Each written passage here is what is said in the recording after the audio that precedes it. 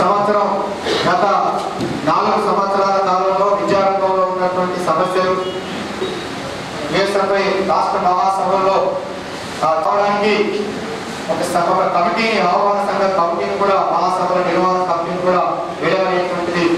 విద్యారంగం గత 10 సంవత్సరాల కేసీఆర్ పరిపాలన తర్వాత ఈ విద్యారంగంలో ఈ రాష్ట్రంలో అని చెప్పి భావించినటువంటి మనకు కొత్త ప్రభుత్వం నిజంగా భారతది కేసీఆర్ రోడ్డు మోడల్ కింద మినీ యూనివర్సిటీగా గురుకులాలను ప్రారంభించినటువంటి పరిస్థితి మనకందరికీ తెలిసిందే. అవి వాళ్ళు 10 సంవత్సరాల కాలంలో గొప్ప చెప్పుకోవడానికి పనిచేసినాయి తప్ప అనేక రకాల లోపాలు జరిగినటువంటి విషయం మనకందరికీ తెలిసింది. వేలాది మంది ఈ ప్రభుత్వం వచ్చింది, అకాడమిక్ ఇయర్ ప్రారంభమైంది, 1 నెల రోజులు కావస్తా ఉన్నా ఇవ్వలేనటువంటి దుస్థితి ఈరోజు కాంగ్రెస్ ప్రభుత్వానికి ఉన్నటువంటి పరిస్థితి ఉంది. గత ప్రభుత్వం యొక్క పెండింగ్ ఉన్నటువంటి స్కాలర్షిప్ని మేమేందుకు ఇస్తామనేటువంటిది మాత్రమే చెప్తున్నారు తప్ప ఈరోజు సూసైడ్ చేసుకునేటువంటి పరిస్థితి తెలంగాణ రాష్ట్రంలో ఉంది.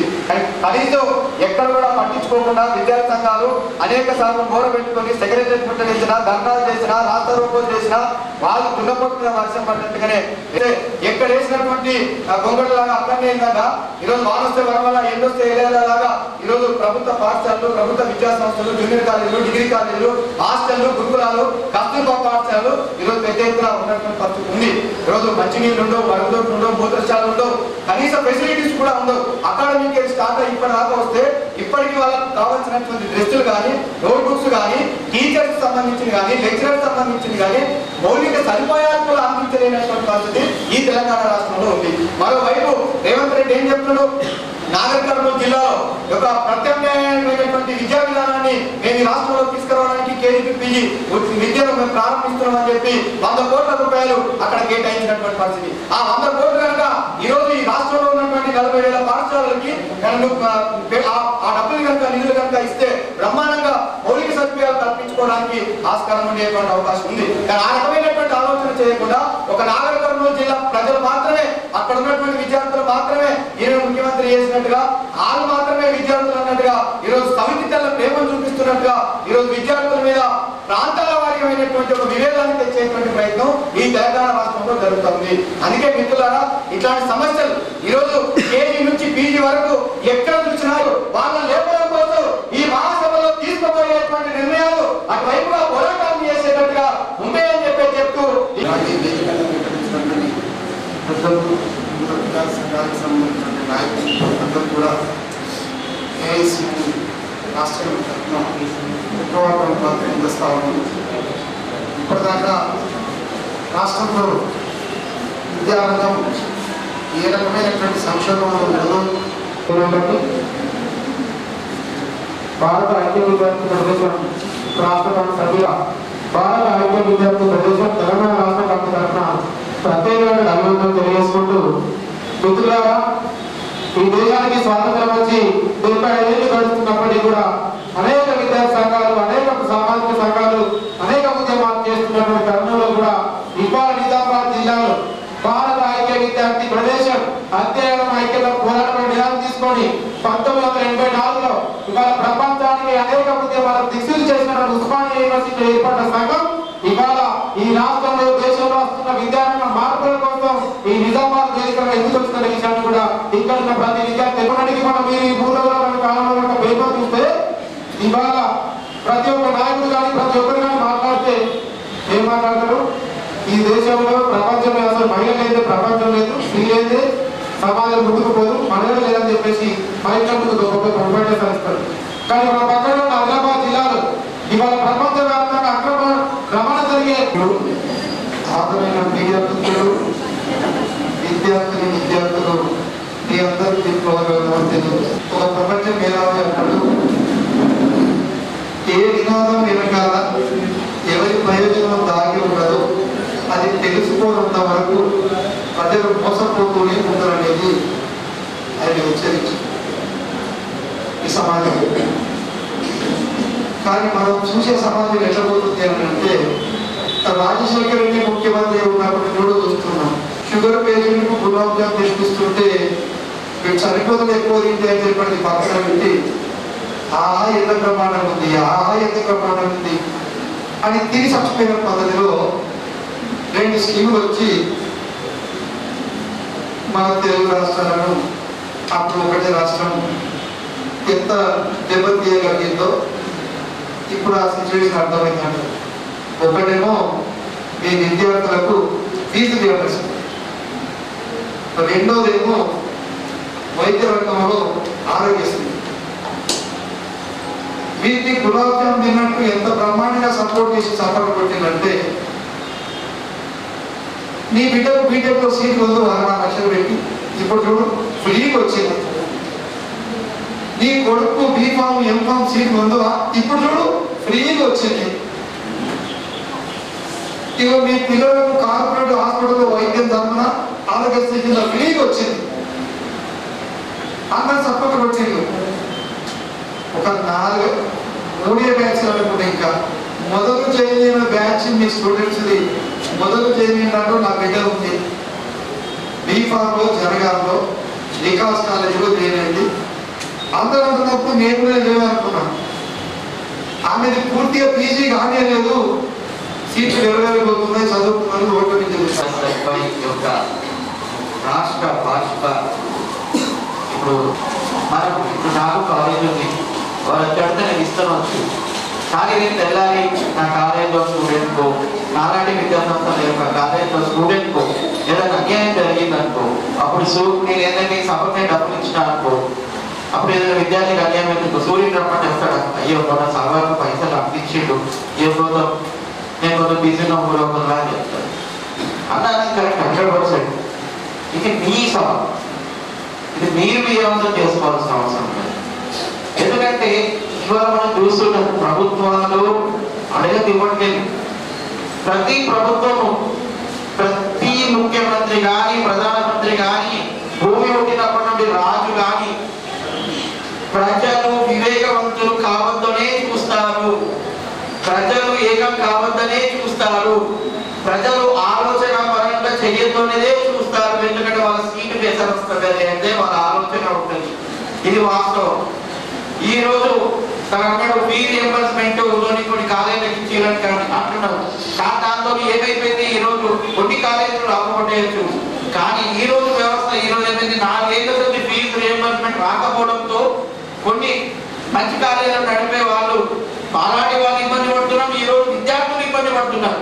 అదే ఫీజు రియంబర్స్మెంట్ లేదు అంటే మీరు మీకు సంబంధించిన ఏదైనా ప్రభుత్వ కాలేజీలు చదువుకోవడము, ఏదైనా మన డిగ్రీ కాలేజీ అనుకోండి, మా దగ్గర మీరు జాయిన్ కాకపోతుంది, మీరు ఏదైనా డిస్టెన్స్ ఎడ్యుకేషన్ చదువుకోవడము, ఇంకేదైనా ప్రైవేట్ గవర్నమెంట్ కాలేజీ పోవడము, ఇంకేదైనా మార్గం వెతుకుంటుంది. ఈ రోజు ప్రభుత్వం ఏం చేసింది, ఇద్దరికి ఆశ చూపెట్టింది, ఇద్దరికి ఆశ చూపెట్టేసి ఇద్దరికి మొండి చూపెట్టింది. ఇప్పుడు ఇద్దరు ఇబ్బంది పడుతున్నారు. దీనివల్ల లాస్ ఎంత, అటు విద్యార్థులు లాస్ అవుతారు, ఇటు కాలేజీ యాజమాన్యాలు మొత్తం వ్యవస్థ లాస్ అవుతుంది. చాలా మంది విద్యార్థుల మధ్యలోనే విద్యను వదిలేస్తున్నారు. నిజమే, ఉచితాలు అనేది చాలా డేంజర్. ఉచితాలు అనేది చాలా డేంజర్. ఆ ఉచితాలకు వ్యతిరేకంగా పోరాడాల్సిన బాధ్యత మీది. ఈ రోజు ఏం చేస్తున్నారు, మైండ్ సెట్ మనకు ఒక చేస్తున్నారు. ఇప్పుడు ఒక జైల్లో ఒక మనిషిని పెట్టింది అనుకోండి, ఒక 4 రోజులు అన్నం పెట్టకుండా అక్కడే ఉంచారు అనుకోండి, అక్కడ ఒక దిక్కు ఇంత బ్రెడ్ ముక్క ఇంత ఆ జైలు యొక్క తాళం చేతి పెట్టింది అనుకోండి, అప్పుడు ఆ మనిషి యొక్క మనస్తత్వం ఏమవుతుంది, ఫస్ట్ ఆకలి ఉంటుంది. ఏమవుతుంది, ఆ బ్రెడ్ తీసుకుంటాడు, తాళం చేతి తీసుకుందామని ఆలోచన, ఆ తాళం తీసుకొని బయటకు స్వేచ్ఛగా తరం చేసుకోవాలని ఆలోచన రాదు. ఆ విధంగా ఈరోజు ప్రభుత్వాలు విద్యార్థుల పైన వ్యవస్థ పైన పనిచేస్తున్నాయి, మిమ్మల్ని పంపిణీ చేస్తున్నాయి, చేస్తున్నాయి. ఈ రోజు అమెరికా లాంటి దేశంలోనే 2GB నీకు ఇంటర్నెట్ మన అంటే 1000 రూపాయలు అవుతుంది. కానీ మన ఇండియాలో 300 రూపాయలకు డైలీ 2GB నెల రోజు వస్తుంది. ఎందుకు ఇస్తున్నారు ఈరోజు ఇంత చౌకగా ఇంటర్నెట్ మన భారతదేశంలో ఎందుకు ఇస్తున్నారు? ఎందుకంటే మీరు ఇన్స్టాగ్రామ్ లో ఇరుక్కపోవాలి, రీల్స్ లో ఇరుక్కపోవాలి, మీరు ఆలోచన చేయొద్దు, మీరు ఎటువంటి అభివృద్ధి చెందొద్దు, మీ టైం వేస్ట్ కావాలన్నారు. ఒకసారి నేను చూసుకుంటే 10 గంటలు ఉంది నా స్క్రీన్ టైం, 10 గంటలు సెల్ ఫోన్ మునిగిపోయినా. అంటే నేను 10 గంటలు నేను పని చేస్తుంటే నేను ఒక ఈజీగా 10,000 సంపాదించగలుగుతుంది. ఉల్టా డబ్బులు వేస్ట్ అవుతున్నాయి, టైం వేస్ట్ అవుతుంది, దాంట్లో ఎరుకపోతున్నాం. అనవసరంగా ఏదో పోస్ట్ వస్తే దానికి ఏదో జవాబు ఇస్తాం, అనవసరంగా ఎవరితో చూసుకొని ఏదో అవుతుంది టైం వేస్ట్ అవుతుంది. సో మీ బాధ్యత, మీరు ఆలోచించాల్సిన అవసరం ఉన్నది. ఎంతసేపు నా సమస్య కాదు, మా అమ్మ నాన్న ఫీజు కడుతున్నారు అది ఇదని అనుకోకండి, లేదా ప్రభుత్వం ఫీ రియంబర్స్మెంట్ ఇవ్వాల్సిందే ఒకటి ఇస్తారు, ఇవ్వకపోతారని కాదు. అడగకపోతే కూడా అడగాల్సిన బాధ్యత మీద ఉంటుంది. వాళ్ళే ప్రభుత్వాలు మీకేం విషమేయట్లేదే. మన దగ్గర ట్యాక్స్ తీసుకుంటారు, జిఎస్టీ తీసుకుంటారు, ఇంకో ట్యాక్స్ తీసుకుంటారు, ఇన్కమ్ ట్యాక్స్ తీసుకుంటారు. మీ తల్లిదండ్రుల రక్తం చెమటగా మారిన దాన్ని ట్యాక్స్ లో కూడా వసూలు చేస్తే మీకు మినిమం మీకు ఇవ్వాల్సిన బాధ్యత ప్రభుత్వాలు ఫ్రీ రియంబర్స్మెంట్ కానీ ఉచిత విద్య వైద్యం కానీ ఈ రెండు వస్తే చాలు. మనకి ఏది అవసరం లేదు. ఉచిత బస్సు అవసరమా? సీట్ దొరకలేదు ఇవాళ. ఆల్రెడీ స్టూడెంట్స్కి ఉచిత బస్సు ఉండనే ఉన్నది, మనకు ఉంటుండే పాసే ఉంటుండే. ఇవన్నీ అన్యాయం చేసి ఈరోజు వ్యవస్థను నిర్ణయం చేస్తున్న ప్రభుత్వాల పట్ల వాళ్ళ యొక్క దుర్నీతిని మనం తెలుసుకోవాల్సిన అవసరం ఉంటుంది. ఎప్పుడు ఇవన్నీ అవకాశం ఉంటుంది. ఇన్స్టాగ్రామ్లో తెలియదు, సోషల్ మీడియాలో తెలియదు, ఇన్స్టాగ్రామ్లో తెలియదు. ఇటువంటి సభలకు వస్తే తెలుస్తుంది. ఎందుకంటే సోషల్ మీడియాలో అన్వాంటెడ్ వస్తుంటాయి. ఇటువంటి సభలకు వస్తే మనకు కావాల్సింది తెలుస్తుంది. మనకు ఆకలేనప్పుడు అన్నం పెడితే అన్నం కాదు పాచకం పెట్టాలి తింటాం. మనం ఎండిపోయిన రొట్టె పెట్టినా తింటాం. ఆకలేనప్పుడు బిర్యానీ పెడితే తింటాం. మనం పట్టనే పట్టదు ఇవి వాస్తవమా కదా? ఆ విధంగా అవుతుంది సోషల్ మీడియాలో కానీ ఇంకేదా కానీ. అవసరమైన వాటికి టైం స్పెండ్ చేయండి. ఇటువంటి మీటింగ్లకు చేయండి. అడగడం ప్రశ్నించడం నేర్చుకోండి. క్లాస్లో టీచర్ రాకపోతే ప్రశ్నించడం మొదటి ప్రశ్నతోనే మీరు మొదలవుతుంది. ఈరోజు ఇంత ప్రపంచంలోనే స్ట్రాంగెస్ట్ లీడర్ మోడీ, కానీ ఒక రైతు నాయకుడు రాకేష్ టికాయత్ ఏం చేసిండు? ఆయన ఢిల్లీ గద్దె మీద కూర్చున్నాడు. రాకుండా ముందు అన్ని కట్టారు, బారికేట్లు 600 బారికేట్లు కట్టంగా కూడా బారికేట్లను చెప్పుకొని రైతులు ఖండించగలిగినాడు. అప్పుడేమంటే ప్రభుత్వం నల్ల చట్టాన్ని వెనుక తీసుకోవాల్సి వచ్చింది. ప్రపంచంలో స్ట్రాంగెస్ట్ లీడర్ కదా మోడీ. మనం ప్రౌడ్ అవుతాం, మన ప్రధానమంత్రి మనం ప్రౌడ్ అవుతాం. వీళ్ళు accept is a very strongest leader. కానీ అటువంటి స్ట్రాంగెస్ట్ లీడర్ కూడా తప్పుపట్టిస్తుండే ఎవరు? మొత్తం ఈ రోజు ప్రపంచం అంతా బిజినెస్ మ్యాన్ల చేతిలో వెళ్ళిపోయింది. అదాని అంబానీ ఇంకా వాళ్ళే నడుపుతున్నారు ప్రభుత్వం. ఎప్పుడైతే రాజకీయ నాయకుల చేతుల్లో ప్రభుత్వం ఉండేనో అప్పటి వరకు మన దేశాలు మన రాష్ట్రాలు మంచిగా ఉండే. ఎప్పుడైతే ఈ బిజినెస్ మ్యాన్ల చేతిలో పోయినాయో వాళ్ళు ఎంతసేపు నాకేంటి అనే దాంట్లో జిఎస్టీ 5% ఉందామా, 10% ఉందామా, 15% ఉందామా, 25% ఉందా? మీరు ఒక్కసారి సూపర్ మార్కెట్ పోయి చూడండి. బియ్యం బ్యాగ్ 25 కిలోలు ఉండదు, 26 కిలోలు ఉంటుంది. బియ్యం బ్యాగ్ పైన కూడా జిఎస్టీ వేసి ఇంత అన్యాయం ఉంటుందా? 26 కిలోలు వేసి 26 కిలోలు అవుతుంది. ఇదంతా ఏంటంటే ప్రతి వస్తువు మీద మనం ఇన్కమ్ ట్యాక్స్ కడుతుంటాం, ఆ విధంగా కడుతున్నాం, ఇంకా జిఎస్టీ కడుతున్నాం, ఇంకా ఏదో ఒక ట్యాక్స్. ఈరోజు ఇన్నోవా కారు తెలుసుకుంటే 40 లక్షలు కొనుక్కుంటే 40 లక్షలు మ్యానుఫ్యాక్చరింగ్ పడుతుంది. మ్యానుఫ్యాక్చరింగ్ అయి షోరూమ్ దాకా చేయండి. మీ ప్రయోజనం గురించి మాట్లాడడానికి మద్దతు ఇవ్వండి. వాళ్ళు విజయవంతమైన విధంగా చూడాలి. ఈరోజు చరిత్రలో ఎప్పుడు ఎక్కడ చూసుకున్నా తెలంగాణ మలిదశ ఉద్యోగం చేసుకున్న శ్రీకాంతాచారి ఎవరు? అందరూ కూడా ప్రభుత్వాధికారులు ఆంధ్ర పాలకులతో మనం విడిపోవడం సాధ్యమే కాదు. ఎప్పుడైతే తెలంగాణ పిల్లలు రోడ్డు మీద పెట్టారు అప్పుడే ప్రభుత్వాలు ఆలోచించడం మొదలెట్టే దిగడం మొదలుపెట్టారు. సో మీరు ఆలోచించడం మొదలండి. ఇమ్మీడియట్గా ఫస్ట్ నేనైతే ఒక టీచర్గా చెప్తా, ఫస్ట్ మిమ్మల్ని లాస్ చేస్తున్నా, మిమ్మల్ని ఒక బంధనం చేస్తున్నా సోషల్ మీడియా కూడా ఉండండి. ఫస్ట్ ఇన్స్టాగ్రామ్ డిలీట్ చేయండి. ఎవరైతే 29 వాడుతుందో రియల్లీ పెట్టాలి, దాన్ని డిలీట్ చేయండి. సోషల్ మీడియాను పాజిటివ్ వాడుకోండి. అది నిజంగా యురేనియం లాగా కరెక్ట్ వాడుకుంటే విద్యుత్ తయారవుతుంది, చెడుగా వాడుకుంటే ఆటం బాగా మనం నాశనం చేస్తాం. సోషల్ మీడియా వాడాలి. మీ ఇంటికెళ్ళే మొదలు పెట్టండి.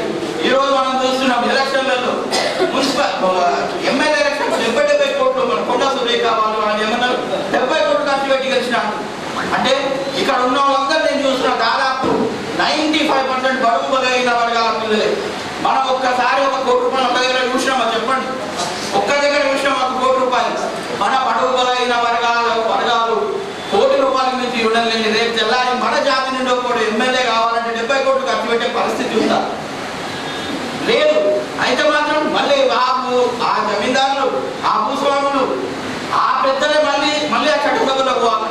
ఆ చట్టసభలో మళ్ళీ మనగా తీసుకుని చట్టాలు చేస్తారు. మనం ఈరోజు ఓటు 500కో 1000 రూపాయలు మనం అమ్మని తీసుకొని ఆ ఓటు వేయడంతో ప్రాబ్లం అవుతుంది. ఆ 70 కోట్లు ఎందుకు ఖర్చు అయ్యే వాళ్ళం? ఆ 500, 1000 రూపాయలు 2000 ఓటు కింద తీసుకుంటే ఫస్ట్ మీ నుండి మీ తల్లిదండ్రులతో ఒట్టేపియాలి. ఓటుకు నోటు తీసుకుంటే మేము లేనట్టే అని చెప్పి ఒట్టేపియాలి. మీ ఇంటి నుండే మొదలు కావాలి, మీ చుట్టుపక్కల నుండి. ఎలక్షన్స్ వచ్చినట్టే ఖాళీ టైంలో మీ దోస్తు ఇంటికి పోయి చెప్పాలి, మీ చుట్టాల ఇంటికి పోయి చెప్పాలి. ఆస్తులు మన ఇల్లు ఎంత చిన్నగా ఉంటాయి, అలా అంతస్తులు పోయి ఇవ్వడం. ఇవాళ అంబానీ గురించి ఒకటి ఈనాడు స్టోరేజ్ 600 ఎకరాలు ఖాళీ మామిడి పళ్ళు అనుకోని ₹1 కోట్లు వస్తాయి, 100 కోట్లు వస్తాయి ఖాళీ మామిడి పళ్ళు అనుకోండి. అప్పటి ఎన్నో ఉన్నాయి. చాలా చాలా మనకు తెలియని దునియా వేరే ఉంది. మనం లిమిటెడ్, మనము బాయిలో కప్పలాగా ఉన్నాం. బయటకు రావాలంటే బాయిలోకి వెళ్ళి కప్పలాగా బయటకు రావడానికి అవకాశం ఇస్తుంది ఏది? USFI సంస్థ. దానికి సముద్రం ఉంది, చాలా బయట ఉన్నది, చాలా నేర్చుకోవాల్సిన అవసరం ఉన్నది. మీరు లిమిట్ కాకండి, పుస్తకాలు చదవండి, నేర్చుకోండి. గొప్ప భగత్ సింగ్ చరిత్ర చదవండి, మావో చరిత్ర చదవండి, లెనిన్ చరిత్ర చదవండి. అసలు ఆ లెనిన్ నవల చదువుతుంటే నిజంగా లాస్ట్ పేజ్ చదివాక రోజు నిలబడి సైలెంట్, ఆ ఫీలింగ్ ఆ విధంగా ఉంటుంది. వాళ్ళు ఇట్లా చెగువేరా వాళ్ళందరూ ఒక డాక్టర్ ఛాతి కూడా ప్రాణాలు కోరుతున్నారు. పుట్టలో చెదలు పుట్టలే గిట్టదా మనం వేస్ట్.